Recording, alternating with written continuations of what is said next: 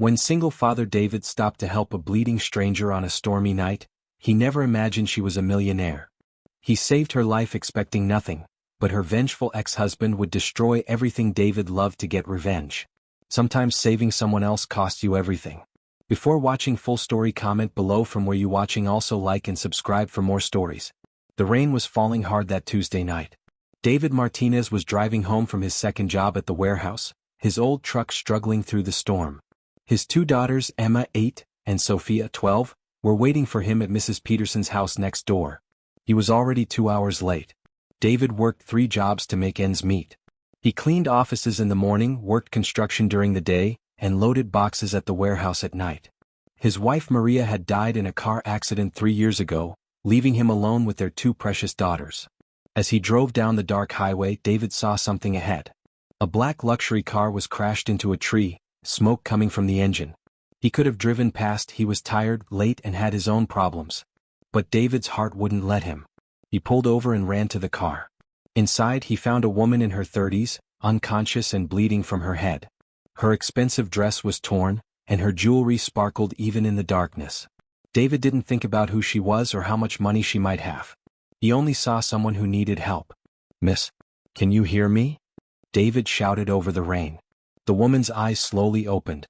She was beautiful, with long black hair and green eyes full of fear. "Please, help me," she whispered before falling unconscious again. David called 911, but the storm had knocked down phone lines. The nearest hospital was 30 miles away. Without hesitation, he carefully pulled the woman from her car and carried her to his truck. Her expensive purse fell in the mud, but David didn't notice. He was focused only on saving her life. David drove through the storm to the hospital, holding the woman's hand and talking to her to keep her awake. "Stay with me," he kept saying. "You're going to be okay." At the hospital, doctors said David had saved her life. If he had arrived even 20 minutes later, she might have died from internal bleeding. The woman needed surgery and would be unconscious for days. David stayed at the hospital all night, even though he had to work in the morning. When Mrs. Peterson called asking where he was, he explained everything. She offered to watch Emma and Sophia for a few more days. "You did the right thing, David," Mrs. Peterson said. "God sees everything." 3 days later, the woman woke up. Her name was Victoria Sterling, and she was the CEO of Sterling Industries, one of the biggest companies in the country. She was worth over $500 million. When Victoria saw David sitting beside her bed, reading a children's book he had brought to read to his daughters later, she was confused. "Who are you?" she asked weakly. "I'm David. I found you after your accident. How are you feeling?" Victoria stared at this simple man in his work clothes. She was used to people wanting something from her: money, jobs, connections. But David's eyes were different. They were kind and genuine. "Why did you help me?" she asked. David smiled softly. "Because you needed help. That's what people do for each other." Victoria had never heard such simple honesty before. Over the next week, Victoria recovered in the hospital. David visited her every day after work, bringing flowers from his small garden and stories about his daughters. Victoria found herself looking forward to these visits more than anything else in her life. Victoria learned that David's wife had died, leaving him to raise Emma and Sophia alone. He worked 3 jobs but still struggled to pay rent and buy food. His daughters wore second-hand clothes and had never been to Disneyland. Meanwhile, David learned about Victoria's lonely life. She had been married to a man who only wanted her money. After their divorce, she had no real friends, only business associates. Her own parents had died when she was young, and she had built her company from nothing, never trusting anyone. "I have everything money can buy," Victoria told David one evening, "but I've never felt as peaceful as I do when you're here." "Money can't buy the important things," David replied. "Love, family, friendship, these come from the heart." When Victoria was released from the hospital, she wanted to repay David. She tried to give him money, but he refused. "I didn't help you for money," David said. "I helped you because it was right." This confused Victoria even more. In her world, everyone had a price. Victoria couldn't stop thinking about David and his daughters. She decided to visit their neighborhood, driving her expensive car to the poor side of town where they lived. The house was small and old, with peeling paint and a broken fence. But the small garden was beautiful, full of flowers and vegetables that David had grown with love. When Emma and Sophia saw Victoria at the door, they were shy but polite. "Daddy, is this the lady you saved?" Emma asked with wide eyes. "Yes, sweetheart. This is Victoria. Victoria had never been around children before, but Emma and Sophia's innocence and joy touched something deep in her heart. They showed her their drawings, their books, and their small toys with pride as if they were treasures. During dinner, simple rice and beans that tasted better than any expensive meal Victoria had ever eaten. She watched David with his daughters. He helped them with homework, listened to their problems, and tucked them into bed with stories and kisses. "You're a wonderful father," Victoria said after the girls were asleep. "They're my world," David replied. "Everything I do is for them." That night, Victoria went home to her empty mansion and cried. She had never experienced the kind of love she saw in that small house. Victoria began visiting David's family regularly. She bought groceries, helped pay for school supplies, and even fixed their broken heater. David was uncomfortable accepting help, but Victoria convinced him it was just friendship. Emma and Sophia grew to love Victoria like the mother they had lost. They called her Tia Victoria, Aunt Victoria, and drew pictures of their family that included her. David found himself falling in love with Victoria, though he tried to hide it. How could a simple working man love someone so far above his station? Victoria was also falling in love, but she was scared. Every relationship in her life had ended in betrayal and heartbreak. Everything changed when Victoria's ex-husband, Richard Sterling, returned to town. Richard was a cruel, greedy man who had divorced Victoria when her company was smaller, thinking he could start his own business and become richer than her. Instead, he had failed and lost everything. When Richard learned that Victoria was spending time with a poor man and his children, he saw an opportunity for revenge and money. Richard hired a private investigator to follow Victoria and David. He took photos of them together, of Victoria playing with the girls, of David and Victoria holding hands during a walk in the park. Then Richard went to the newspapers with a cruel story. He claimed that David was a gold digger who had planned the accident to get close to Victoria. He said David was using his children to manipulate a lonely rich woman. Poor man's con game. Single father uses dead wife's memory to steal millionaire's heart, read the headline in the city's biggest newspaper. The story spread like wildfire. Reporters camped outside David's house and his workplace. His bosses at all three jobs fired him, saying they didn't want the negative attention. Parents at Emma and Sophia's school whispered and pointed at the girls. Victoria was devastated when she read the story. Her business partners and friends, who were never really friends, told her she was being foolish. "He's obviously using you," they said. "Men like him always have an angle." For the first time since the accident, Victoria began to doubt David's sincerity. David tried to call Victoria, but she wouldn't answer her phone. When he went to her house, security guards turned him away. Finally, Victoria agreed to meet him at a coffee shop downtown. "Is it true?" Victoria asked, her eyes red from crying. "Did you plan all of this?" David's heart broke seeing the woman he loved looking at him with suspicion and pain. "Victoria, I swear to you on my daughter's lives and my wife's memory, I never planned anything. I helped you because you needed help. I love you because of who you are, not what you have." "How can I believe you?" Victoria cried. "Everyone says." "I don't care what everyone says." David interrupted. "Look into my heart, Victoria. You know me. You know I'm not capable of this." But the doubt was already planted. Victoria's lifetime of betrayal and loneliness made it hard for her to trust anyone completely. I think we should stop seeing each other," Victoria said quietly. David felt like his world was collapsing. "What about Emma and Sophia? They love you. You're like a mother to them." "That's exactly the problem," Victoria said, standing up. "I never should have gotten involved with your family. I don't belong in your world and you don't belong in mine." David watched the love of his life walk away, and he knew that Richard had won. The weeks that followed were the darkest of David's life since Maria's death. Without his jobs he couldn't pay rent. He and his daughters were evicted from their small house and had to move in with Mrs. Peterson temporarily. Emma and Sophia cried every night asking for Tia Victoria. They couldn't understand why she had stopped visiting, why she no longer read them bedtime stories or helped with their homework. "Did we do something wrong, Daddy?" Sophia asked one night. "No, mi amor," David said, holding back his own tears. "Sometimes grown-ups make mistakes and everyone gets hurt." David couldn't find work anywhere in the city. The newspaper story had made him famous for all the wrong reasons.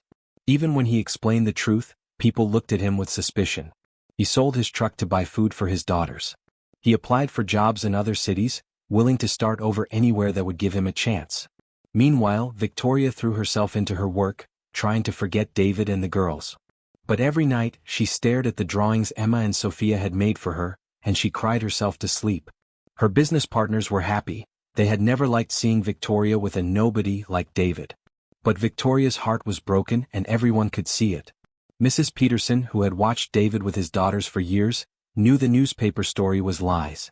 She began her own investigation, asking questions around the neighborhood and calling old friends who worked in different places around the city. What Mrs. Peterson discovered made her angry enough to fight back. She learned that Richard Sterling had been seen talking to the private investigator weeks before the story came out. She found out that Richard had bribed a newspaper editor to run the story without checking facts. Most importantly, she discovered that Richard had a history of destroying people's lives for revenge. Mrs. Peterson wasn't a rich or powerful woman, but she was smart and determined. She gathered evidence, recorded phone conversations, and built a case that would expose Richard's cruel plan. But she needed help to make sure the truth would be heard. Victoria's personal assistant, Maria Santos, had worked for her for 10 years. Maria had seen Victoria with many different people, but she had never seen her boss as happy as she was with David and his daughters. When Maria heard Mrs. Peterson had been calling the office trying to reach Victoria, she decided to meet the old woman secretly. "I know Mr. David is a good man," Maria told Mrs. Peterson over coffee. Miss Victoria was like a different person when she was with his family. She smiled more in those few weeks than she had in years. Maria had access to Victoria's private files and phone records. She had also overheard Richard Sterling threatening Victoria during angry phone calls.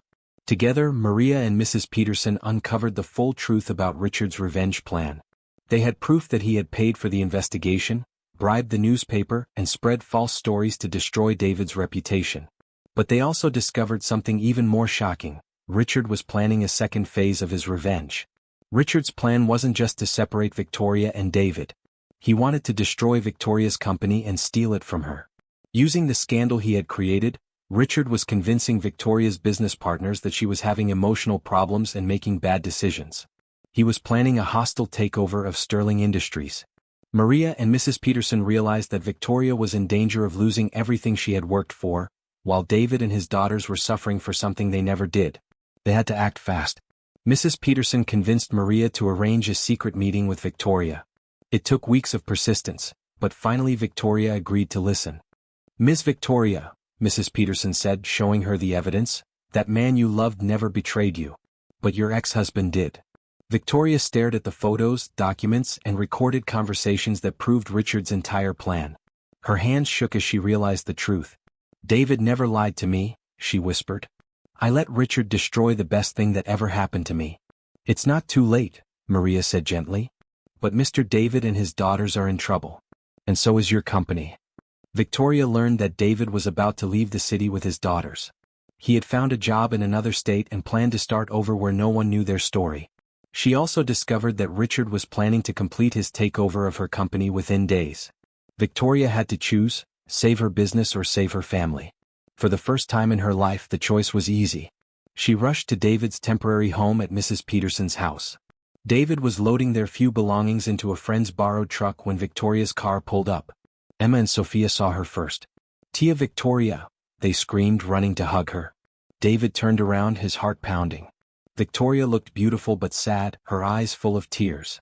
"David," she said, her voice breaking, "I'm so sorry. I know the truth now. Can you ever forgive me?" David looked at this woman he loved, holding his daughters who had missed her so much. "There's nothing to forgive," he said softly. "I understand why you believe them. Your whole life people have hurt you. But you never did," Victoria cried. "You saved my life and I broke your heart." Emma looked up at Victoria with serious 8-year-old eyes. "Are you going to stay with us now, Tia Victoria? We missed you so much." Victoria knelt down to hug both girls. "If your daddy will let me, I want to stay with your family forever." Victoria and David worked together to expose Richard's lies. Victoria used her resources and connections, while David provided his honest testimony and the support of his neighbors who knew his true character. The newspaper that had printed the false story was forced to print a retraction and apology. The editor who had been bribed was fired. Richard's plan was exposed on television news programs across the country. But Richard wasn't finished fighting. He had already convinced several of Victoria's business partners to support his takeover. The battle for Sterling Industries was just beginning. "I won't let him destroy what you've built," David told Victoria. You saved my family by coming back to us. Now we'll save your company together. David might not have had business experience, but he understood people. He helped Victoria see which of her partners were truly loyal and which ones were only interested in money. Together, they developed a plan to save Sterling Industries and destroy Richard's credibility forever. The battle for Sterling Industries came down to a board meeting where Victoria had to prove she was fit to run her own company. Richard had convinced several board members that Victoria was emotionally unstable and making poor decisions. Victoria was nervous, but she wasn't alone. David sat in the back of the boardroom with Emma, Sophia, Mrs. Peterson, and Maria. His presence gave her strength. Victoria stood before the board and told the complete truth. She explained how Richard had manipulated everyone with lies and bribery. She showed evidence of his crimes and his attempts to steal her company. But more importantly, she talked about what David and his daughters had taught her about life, love, and what really mattered. "You want to know if I'm capable of running this company?" Victoria said, looking directly at Richard. "I built Sterling Industries from nothing, working 18-hour days for 15 years. But I was missing something crucial. I didn't understand people's hearts." She gestured toward David and his daughters. "David Martinez saved my life, and I repaid him by believing lies about him. But when I was lost and broken, he forgave me. His daughters welcomed me back with pure love. That's the kind of character this company needs in its leadership." Victoria then revealed Richard's entire plan, including recorded conversations where he admitted to bribing the newspaper and planning to destroy both her and David. The board was shocked. Richard tried to deny everything, but the evidence was overwhelming. Richard Sterling was arrested for fraud, bribery, and extortion. The court case that followed exposed his crimes to the whole world. He was sentenced to 5 years in prison and ordered to pay damages to both Victoria and David. The newspaper that had printed the false story paid a large settlement to David, which he used to buy a house in a better neighborhood for his daughters. Victoria's company not only survived but grew stronger. The story of her relationship with David and his daughters became an inspiration to people around the world. Sterling Industries' stock price reached new highs as investors admired Victoria's character and values. But the most important victory was personal. 6 months after Richard's arrest, David proposed to Victoria in the same garden where she had first visited his family. Emma and Sophia had helped plan the proposal, making a banner that said, "Will you be our mommy forever?" Victoria said yes through happy tears. Victoria and David's wedding was unlike any wedding the wealthy society had ever seen. Instead of a fancy hotel ballroom, they got married in the community center where David had volunteered coaching Emma's soccer team. The guests included Victoria's business associates and David's neighbors, Mrs. Peterson, Maria, and dozens of working families whose children David had helped coach and mentor. Emma was the maid of honor, and Sophia was the flower girl. They wore beautiful dresses, but they were most beautiful because of their joy at finally having their complete family. During their vows, Victoria said, "David, you taught me that the richest person is not the one with the most money, but the one with the most love. You and Emma and Sophia are my greatest treasure." David replied, "Victoria, when I found you that night in the rain, I thought I was saving your life. But you saved mine. You gave my daughters a mother and gave me a partner for life." There wasn't a dry eye in the room. Victoria and David's marriage changed both of their worlds. Victoria learned to balance her business success with family time. She reduced her working hours to be home for dinner with her new family every night. David finished his college degree, which Victoria had encouraged him to pursue. He became a partner in a construction company that focused on building affordable housing for working families. Emma and Sophia excelled in their new school. They were confident, happy children who felt loved and secure. Victoria made sure they understood both sides of life, the privilege they now had, and the importance of helping others who had less. The family established the Martinez Sterling Foundation, which provided scholarships for children from single-parent families and job training for people struggling with poverty. Every year on the anniversary of the accident that brought them together, the family visited the hospital to volunteer and donate money for families who couldn't afford medical care. 5 years after their wedding, Victoria and David had 2 more children, twin boys named Carlos and Miguel. Emma was now 13 and Sophia was 17, both excellent students and loving big sisters. The family lived in a beautiful house, but it felt like a home because it was filled with love, laughter, and the sounds of children playing. One evening, as Victoria tucked the twins into bed while David helped Emma with her science project and Sophia practiced piano, she thought about how much her life had changed. She remembered the lonely, bitter woman she had been before the accident. She had been rich but empty, successful but unhappy. Now she had everything that truly mattered. During a family dinner that week, Sophia made an announcement. "I want to be a doctor when I grow up, so I can save people's lives like Daddy saved Mom's." Emma added, "And I want to be a teacher so I can help kids like Mrs. Peterson helped us." David smiled proudly. "Your mom and I will support whatever dreams you choose to follow." Victoria looked around the table at her family and felt overwhelming gratitude. "Do you know what I'm most proud of?" she asked. "What, Mom?" the children asked. "I'm proud that we're raising children who want to help others. That's the most important thing anyone can do with their life." Years passed, and the Martinez-Sterling family became known throughout the city for their philanthropy and kindness. Victoria's company continued to succeed, but she was better known for her charitable work. David's construction company had built hundreds of affordable homes for families who needed them. He employed many men like his former self, hard-working fathers trying to provide for their children. Emma became a teacher just as she had promised. She specialized in helping children from difficult backgrounds, showing them that education could change their lives. Sophia became a doctor and opened a free clinic in the neighborhood where her family had once lived in poverty. She treated patients regardless of their ability to pay. The twin boys, Carlos and Miguel, grew up understanding that their privilege came with responsibility.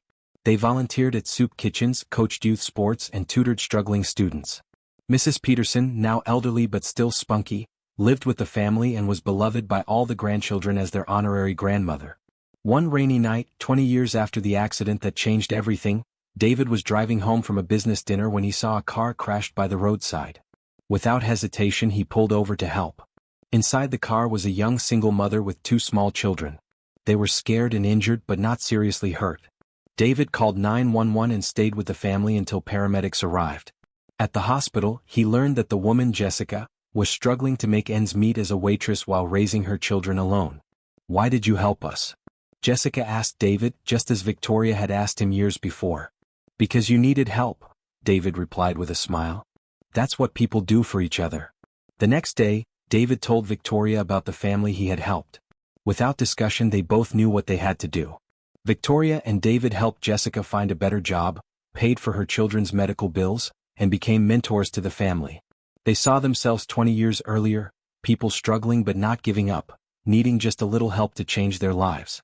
Jessica's children, like Emma and Sophia before them, flourished with the support and love of the Martinez-Sterling family. On David and Victoria's 25th wedding anniversary, their children and grandchildren gathered to celebrate. The house was filled with 3 generations of family, along with Mrs. Peterson, now 95 and still telling stories, Maria, who had become Victoria's business partner, and dozens of friends whose lives had been touched by the family's kindness. As David looked around the room full of love and laughter, he thought about that rainy night so many years ago when he had stopped to help a stranger. Victoria found him on the porch looking at the stars. "What are you thinking about?" she asked, taking his hand. "I'm thinking about how one moment of choosing kindness over selfishness changed everything," David said. "If I had driven past your accident that night." "But you didn't," Victoria said softly. "You saved me in every way a person can be saved." "We saved each other," David replied. "And look what we built together." They stood together in comfortable silence, listening to the sounds of their family inside, children playing, adults laughing, music playing softly. "David," Victoria said, "do you ever regret anything about our life?" David turned to look at his wife, still beautiful after all these years, her green eyes bright with happiness and love. "The only thing I regret," he said, "is that it took a car accident for us to find each other. But maybe that's how the best love stories begin, when we stop thinking about ourselves long enough to help someone else." Victoria smiled and kissed her husband. "I love you, David Martinez." "I love you too, Victoria Martinez." Inside the house, their youngest grandchild was asking Emma to tell the story of how Grandpa and Grandma met.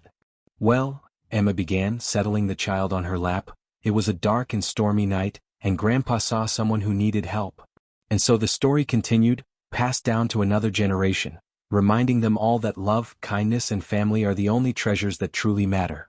The single father who had once struggled to feed his daughters had not only found love and happiness but had created a legacy of compassion that would touch countless lives for generations to come. Sometimes the most extraordinary love stories begin with the simplest act of human kindness, one person choosing to help another, expecting nothing in return. And sometimes when we save someone else's life, we end up saving our own.